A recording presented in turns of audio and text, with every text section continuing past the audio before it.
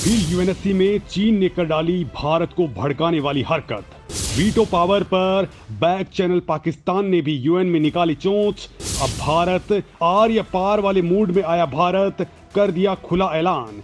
Veto power के लिए खेल डाला आखिरी दाव, दुनिया में मचा हड़कंप। दोस्तों, यूनाइटेड नेशन सिक्योरिटी काउंसिल में भारत और चाइना एक बार फिर से आमने सामने आ चुके हैं, क्योंकि चाइना ने एक बार फिर से भारत के मुंह को ब्लॉक करने की जहमत उठाई है। उसने उसी वीटो पावर से भारत के हाथ बांध दिए, जिसके लिए अब बड़ा उलटफेर शुरू हो चुका है। दोस्तों, कुछ दिन पहले चाइना के विदेश मंत्री भारत आए थे। उन्होंने भारत के साथ रिश्तों की एक नई शुरुआत करने की बात कही थी, लेकिन उसके केवल 15 दिनों के अंदर ही यूएन में चीन ने कुछ ऐसा कर डाला कि अब भारत आग बबूला है, क्योंकि इस बार China United Nation Security Council में भारत से सीधा भिड़ चुका है। और दोस्तों, चाइना के तेवर देख करके नहीं लगता कि वो भारत को यूनाइटेड नेशन सिक्योरिटी काउंसिल की परमानेंट सीट के लिए आसानी से हामी भर देगा।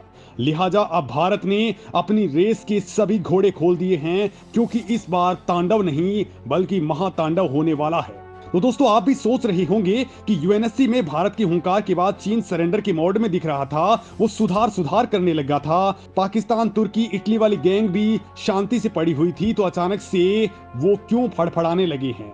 और भारत अब ऐसा क्या करने वाला है कि जिससे पूरे यूएनएससी में आग लगने वाली है? तो दोस्तों, वो यूं है कि पाकिस्तान बेस्ड आतंकी संगठन जैश ए मोहम्मद का एक नामी आतंकी है, जिसका नाम है अब्दुल रऊफ अजहर। ये उसी जैश ए मोहम्मद के चीफ मौलाना मसूद अजहर का भाई है, जो भारत का दुश्मन नंबर 1 है। इसने भारत में कई हमलों की प्लानिंग और एग्जीक्यूशन का काम किया है। साथ ही 1999 में जो एयर इंडिया का प्लेन IC-814 हाईजैक हुआ था, उसके अंदर भी यही इन्वॉल्व था। इसके साथ ही 2001 में जो भारत की संसद पर हमला हुआ था, उसमें भी इसी का हाथ था। और हाल ही में जो साल 2016 में पठानकोट में इंडियन एयरफोर्स के कैंप पर हमला हुआ था, उसकी प्लानिंग और एग्जीक्यूशन इसी अब्दुल रऊफ ने की थी। दोस्तों, इन हमलों को लेकर के भारत के पास पुख्ता सबूत हैं। लिहाजा न केवल भारत ने बल्कि अमेरिका के ट्रेजरी डिपार्टमेंट ने भी साल 2010 में रऊफ अजहर के ऊपर कार्रवाई की थी। उसके ऊपर कई सैंक्शंस लगा दिए थे। अब भारत अब्दुल रऊफ अजहर को यूएन सिक्योरिटी काउंसिल में ब्लैकलिस्ट करवाना चाहता था, ताकि उसकी संपत्ति फ्रीज हो जाए और वो कोई भी ट्रांजैक्शन नहीं कर पाए, साथ ही वो एक ग्लोबल टेररिस्ट घोषित हो जाए। लेकिन इस प्रस्ताव को यूएनएससी में चीन ने ब्लॉक करवा दिया। दोस्तों, इससे पहले भी चाइना आतंकियों के लिए यूएनएससी में एक शील्ड का काम करता है। अब दोस्तों, जो चीन भारत के ऐसे कामों में टांग अड़ा रहा है, वो यूएन सिक्योरिटी काउंसिल का परमानेंट मेंबर बनने में भारत के सामने कितने अड़ंगे लगा सकता है, आप ये खुद ही सोच सकते हैं कि चाइना सहमति तो कभी दे ही नहीं सकता है। और इससे ना तो भारत को परमानेंट सीट मिलेगी और ना ही वीटो पावर। और दोस्तों, इसी बात से यूएन में भारत बौखला उठा है। भारत ने हाल में जो बयान दिए थे, वो इसी व्यवस्था के खिलाफ थे, जिसमें 5 वीटो पावर नेशंस से उनकी दादागिरी यानी उनका वीटो पावर छीनने की बात भारत ने कही थी।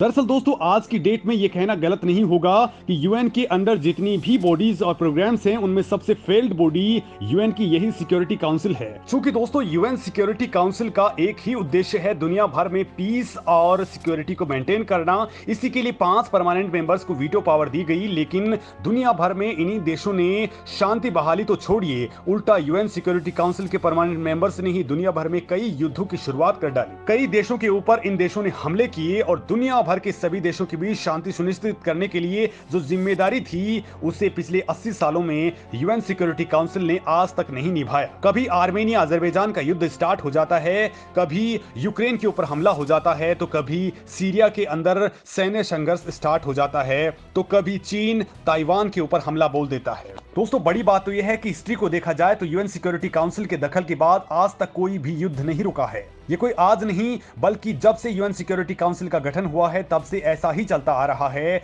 तब से हम दुनिया में एंडलेस वॉर देख रहे हैं। और अब हुआ ये है कि धीरे धीरे यूएन सिक्योरिटी काउंसिल के ऊपर बाकी सभी देशों का विश्वास उठता जा रहा है। अब कई सारी कंट्रीज की डिमांड है कि यूएन सिक्योरिटी काउंसिल वीक हो रही है, लिहाजा इसे फ्यूचर प्रूफ बनाने के लिए रिफॉर्म्स का दौर चलना चाहिए, जिसमें दोस्तों भारत ने सभी देशों को बहुत ही बोल्ड जवाब दिया है। भारत को रिप्रेजेंट कर रही रुचिरा कंबोज ने यूएन सिक्योरिटी काउंसिल के ऊपर सवाल उठाते हुए कहा है कि ये एक ऐसी सिक्योरिटी काउंसिल है जो अफ्रीका और पूरे लैटिन अमेरिका कॉन्टिनेंट और दुनिया के सबसे बड़े लोकतंत्र को ही परमानेंट मेंबर नहीं बना रही।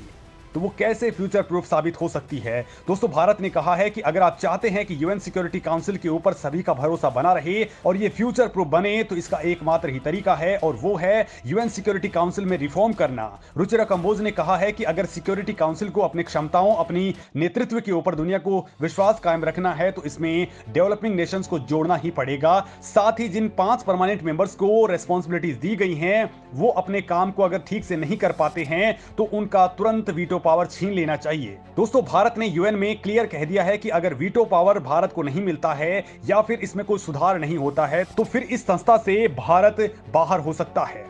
दोस्तों यूएनएससी को लेकर के भारत लंबे वक्त से रिफॉर्म्स की डिमांड कर रहा है, जिसके बाद यूएन में रिफॉर्म्स के लिए इंटर गवर्नमेंटल नेगोशिएशन शुरू हो चुके हैं, जिसमें एक बड़ा पॉइंट ये निकल करके सामने आया कि सभी देश संयुक्त राष्ट्र में परमानेंट और नॉन परमानेंट मेंबर्स की तादाद पर बातचीत कर रहे हैं, जिनके तहत अभी जहां यूएनएससी में 5 स्थायी और 10 अस्थायी सदस्य मौजूद हैं तो रिफॉर्म्स के बाद इनकी तादाद बढ़कर के 10 स्थायी और 15 अस्थायी सदस्य हो जाएंगे।